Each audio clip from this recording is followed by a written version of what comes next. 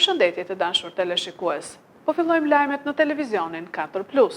Sot 594 nxënës të klasave të nënta të Bashkisë Lushnjë ju nënshtruan provimit për gjuhën shqipe, që është provimi i parë i minimaturës 2025. 28.000 nxënësit e klasave të nënta në vend zhvilluan sot provimin e gjuhës shqipe në 340 qendra që administrohen dhe monitorohen nga stafe të kualifikuara të institucioneve arsimore. 594 nxënës të klasave të nënta të Bashkisë Lushnjë ju nënshtruan provimit që zgjati rreth 2 orë 30 minuta në 8 qendra, në shkollat 4 Dëshmorët, Fotopuka, Skënderli Bohova, Kongresi i Lushnjës, Fjershegan, SHMB Kolonjë, Dushk dhe Krutje e Sipërme. Ministri i Arsimit dhe Sportit Ogerta Manastirliu uroi sot nxënësit me anë të një mesazhi në Facebook. Suksese 28.000 nxënësve që nisin sot provimet kombëtare të arsimit bazë, duke filluar me provimin e gjuhës shqipe e më pas në matematikë dhe gjuhë huaj. Provimi do të kryhet në 340 qendra që administrohen dhe monitorohen nga stafe të kualifikuara të institucioneve tona arsimore, shkruan ajo. Provimet e klasës së 9 janë të rëndësishme për formimin e nxënësve, ndërsa ata përgatiten të nisin studimet e nivelit të dytë. Kryeministri Rama ka prezantuar përmes një video në rrjetet sociale skuadrën fituese të Fierit për Shqipëri 2030 në Bashkimin Evropian. Kujtojmë se qarku Fier ka 12 deputet të Partisë Socialiste nga zgjedhjet e 11 majit, 5 nga lista e mbyllur dhe 7 nga lista e hapur.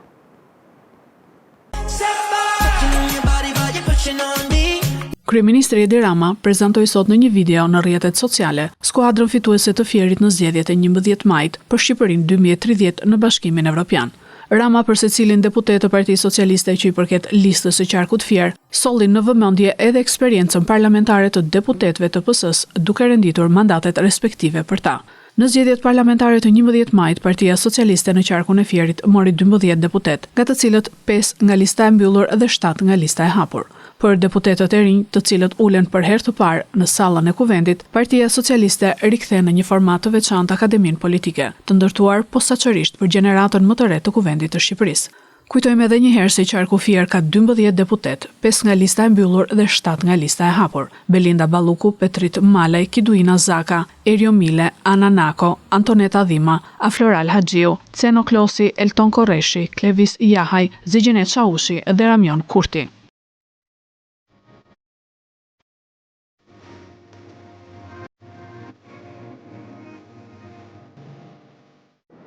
Kryetari i Partisë Demokratike Sali Berisha foli sot para gazetarëve për procesin e rinumërimit të votave.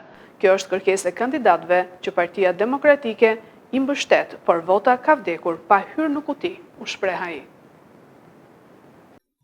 Kryetari i Partisë Demokratike Sali Berisha doli sot në një konferencë para gazetarëve, ku tregoi se ishte prekur nga një gjendje virale e lehtë dhe e kalueshme, prandaj mungoi këto ditë në konferencat për mediat. Ai vazhdoi me deklaratën për procesin e rinumërimit të votave, ku, sipas tij, është kërkesë e kandidatëve të cilët po mbështeten nga Partia Demokratike, por vota ka vdekur pa hyrë në kuti.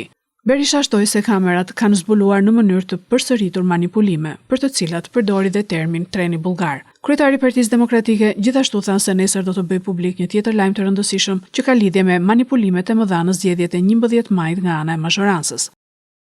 Kartelet e drogës dhe implikimet e tyre në ndrejtimin e Edi Ramës në zgjedhjet në farsën elektorale të 11 majit.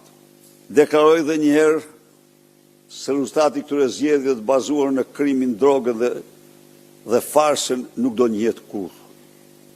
Denoncoi përsëri njoftimin që i bëri paraprakisht klanit Troplini për t'u larguar njeriu që mbajti në xhep për 20 ditë urdhër arrestin ndërkombëtar të tyre të firmosur nga gjykatësi dhe që pranoi të ndryshojë dhe mbiemrin e të quhet jo më Duman por Troplin, Altin Dumanin. Kjo ishte çështja që unë zgjolla të paraqes sot për këto zgjedhje, ndërkohë ju jeni ndjeni dhe do paraqiten këtu para jush në dhjetra dokumenta tjera që faktojnë se si Edi Rama dhe industria e tij e blerjes votës dhe makineria e friksimit të qytetarëve degradoi një proces zgjedhor në një farsë të shëmtuar elektorale. Faleminderit. Andon Kello nga ABCNews. Zoti Berisha, nuk jeni shfaqur prej 4 ditësh. Pyetja ime është, si jeni me shëndet? Tani është vërtet, po unë jam transparent.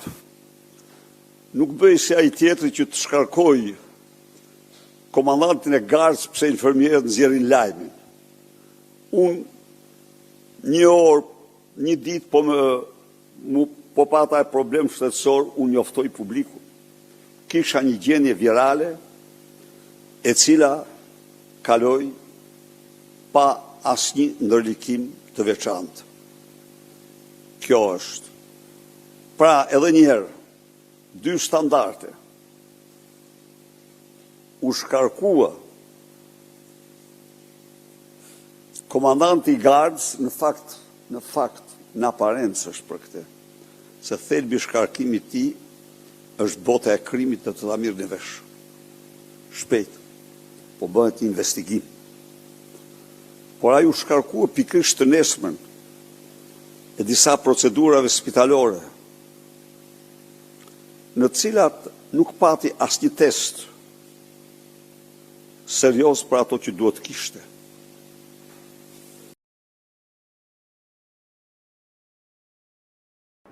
Qëlloi gardianin e burgut të Fierit në bashkëpunim me disa të tjerë.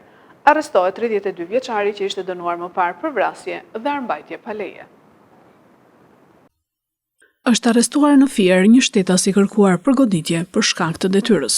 Në vijim të kontrolleve të mbështetura të informacionet e siguruara në rrugë operative me qëllim ndalimin e shtetasve të implikuar në rastin e datës 11/3/2025, kur u godit me grushte për shkak të detyrës një punonjës i IEVP Fier. Shërbimet e policisë së Fierit kapën njërin prej autorëve të dyshuar, shtetasin MP, 32 vjeç, banues në Patos.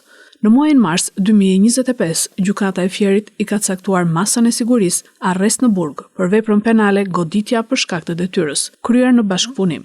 32 vjeçari akuzohet se në bashkëpunim me shtetasit AM, EN dhe ER ka goditur me grushte për shkak të detyrës një punonjës të IEVP Fier. Punohet për kapjen e 3 shtetasve të shpallur në kërkim. Materialet procedurale ju referuan prokurorisë pranë gjykatës së shkallës së parë të jurisdiksionit të përgjithshëm Fier për veprime të mëtejshme. Rinumërimi i votave po vazhdon në Tiranë dhe qytetet e tjera. Sipas antarëve të KAS, deri tani ka mbaruar vetëm 10% e procesit dhe ka vetëm gabime njerëzore. Rinumërimi i votave në qarkun e Tiranës dhe disa qarqe të tjera vazhdon pa ndërprerje dhe deri tani ka përfunduar rreth 10% e procesit, ku janë evidentuar kryesisht gabime njerëzore, thot Ledio Braho, antari i Komisionit të Ankimimeve dhe Sanksioneve.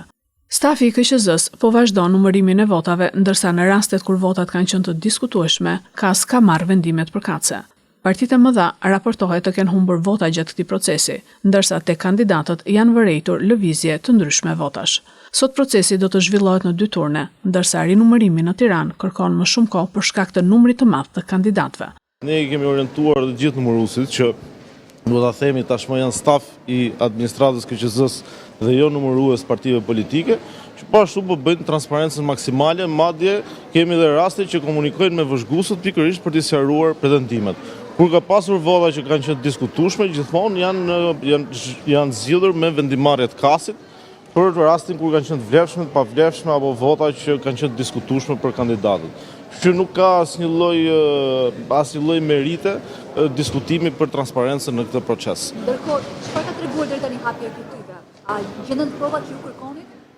Dgjoj, se përket Tiranës, ideja nuk ishte për prova, fakti që u bë rinumërim dhe rivlerësim, kishte të bënte me transparencën, kishte të bënte me pretendime të disa kryesisht kandidatëve që ishin të ndërsuar votat brenda llojit, por megjithatë procesi është vetëm fillime dhe veta, janë numëruar më pak se 10% votive, ka pasur ndryshime, të 2 partitë e mëdha si PD dhe PS-ja kanë humbur vota nga ky proces.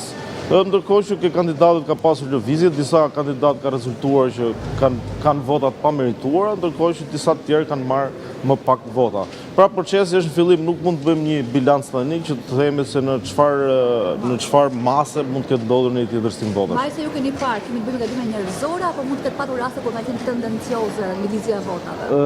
Deri tani të paktën për ato fletë që kanë ardhur dhe që janë konsultuar me trupën e Kasit, kanë qenë çështje diskutueshme, madje edhe ne në disa vendimarrje jemi ndarë me shumicë, kështu që ato nuk mund t'i quash as gabime, por janë çështje subjektivitetit grupeve të numërimit. Pastaj nëse vijmë do shohim tjetërësime votash që janë masive nga i njëjti grup numërimi, pastaj nuk mund të themi dot më që janë gabime njerëzore, por që janë të qëllimshme. Deri tani nuk kemi pasur asnjë rast tillë. A mendoni që këto parregullsi apo gabime njerëzore, siç e thuani ju, mund të qenë në pavlefshmëri të qarkut të Tiranës? Atëherë kjo do parë, unë nuk mund shprehem, nuk mund të jap mendim lidhje me këtë çështje tani, por të paktën ke qarku i Durrësit, që te qarku i Dibrës që unë dhe kolegu Çefa dolëm pakic, një nga arsyet që ne mendojmë se aty kishte vend për pavlefshmëri, ishte ndryshimi i votave nga i fletëve të votimit, nga numërimi për subjektet tek hapja që u bën KQZ, që fletët dukeshin që nuk ishin të njëjta, pra kishte ndryshime, regjistrimi me video me fletët që ishin kuti. Shka tregon se në një moment caktuar nga një grup numërimi është ndërhyrë në fletë e votimit. Kështu që për mua ky është shkak për pavlefshmëri kur është masivisht i përdorur në një numër caktuar. Por te Tirana deri tani nuk mund të them sepse nuk kemi një informacion të tillë. Dështon për të 34-ën herë konstituimin në Kosovë. Opozita nis veprimet, takohen kryetari i Lidhjes Demokratike të Kosovës, Abdi Xhiku, dhe drejtuesi i nismës socialdemokrate, Limaj. Dështon për herë të 34-të konstituimi për përbërjen e re parlamentare të dalë nga zgjedhjet e 9 shkurtit në Kosovë. Opozita ndërkohë ka filluar të veprojë. Një takim i mirë u zhvillua mes kryetarit të Lidhjes Demokratike të Kosovës, Lumir Abdi Xhiku, dhe drejtuesit të nismës socialdemokrate Fatmir Limaj. Kemi pas takim shumë të mirë. Kemi biseduar gjitha temat,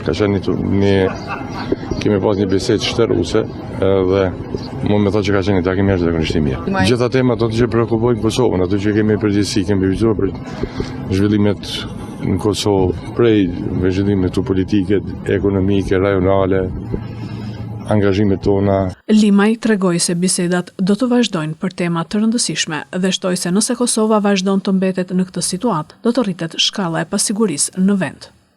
Shpresoj që dhe kolegët tjerë e kuptojnë edhe ndajnë informatat e mia që duhet të veprojmë shpejt sepse situata e sigurisë mund të komplikohet. Në kuptimin që po shihni ajo, bota është stresuar, ajo është stresuar. Ne nuk mund të silemi në një vend rahat, duke ditur që plot rreth nesh kemi që punojnë dhe mohojnë shtetin dhe punojnë që ky shtet ta çbëjnë, si që dini ju. Edhe haptazi. Po shihni mesazhin që na vijnë nga Shqipëria.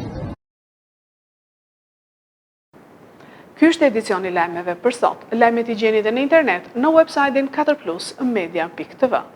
Bashk, mirupafshim.